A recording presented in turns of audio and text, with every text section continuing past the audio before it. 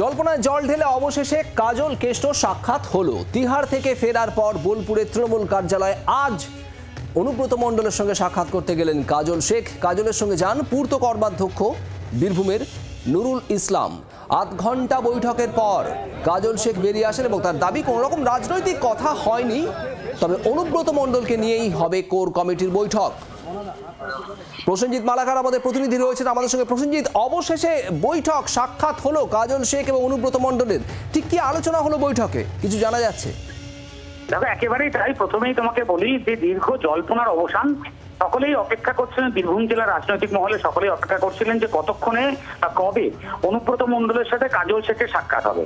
কিন্তু সেক্ষেত্রে দাঁড়িয়ে আজকে কাজল শেখ তিনি এলেন, অনুব্রত মণ্ডলের সঙ্গে সাক্ষাৎ করলেন। দলীয় কার্যালয়ে বেশ কিছুক্ষণ কথা হলো, প্রায় আধ ঘন্টা তিনি ছিলেন, সেখানে কথা বলেছেন। তবে আজকের এই সাক্ষাৎকার একেবারেই সৌজন্যতামূলক, এমনটাই কিন্তু কাজল শেখের বক্তব্য। তিনি জানিয়েছেন যে রাজনৈতিকভাবে কোনো কথাবার্তা আজকের দিনে হয়নি, তবে পরবর্তীতে আবারও বৈঠক হবে, তখন রাজনৈতিক কথাবার্তা নিশ্চয়ই হবে, কারণ তিনি এখনো অবধি বীরভূম জেলা তৃণমূলের সভাপতির পদে রয়েছেন।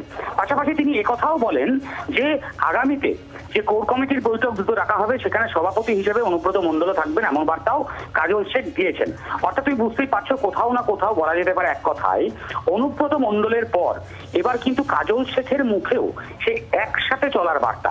অর্থাৎ তুমি দেখেছিলে প্রথমেই অনুব্রত মণ্ডল যখন সাংবাদিকদের মুখোমুখি হয়েছিলেন, তখন তিনি বলেছিলেন একসাথে সবাইকে চলতে হবে, কোনোভাবেই কোনো রকম অশান্তি যাতে না হয়। সেক্ষেত্রে দাঁড়িয়ে আজকেও কিন্তু কাজল শেখ বৈঠক করে বেরিয়ে দেখা করে বেরানোর পরে তার কথাতেও কিন্তু সেই বার্তাই কার্যত স্পষ্ট হলো।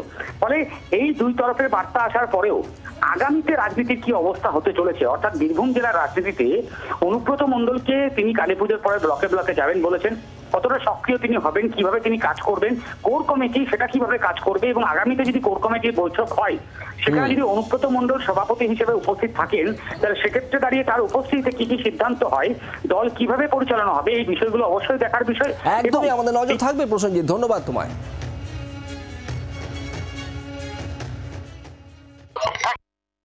সৌজন্য সাক্ষাৎ হয়েছে, শারীরিক অবস্থা খুব একটা ভালো নেই, তো দাদা কাল পরশু করে চেক আপে যাবেন কলকাতায়, চেক আপে যাওয়ার পর ফিরে আসবেন, তারপর আবার বসে কথা হবে। আজকে রাজনৈতিক কোনো কথা আলোচনা হয়নি, পারিবারিক আলোচনা হয়েছে, কারণ আমি ওই পরিবারের একজন সদস্য।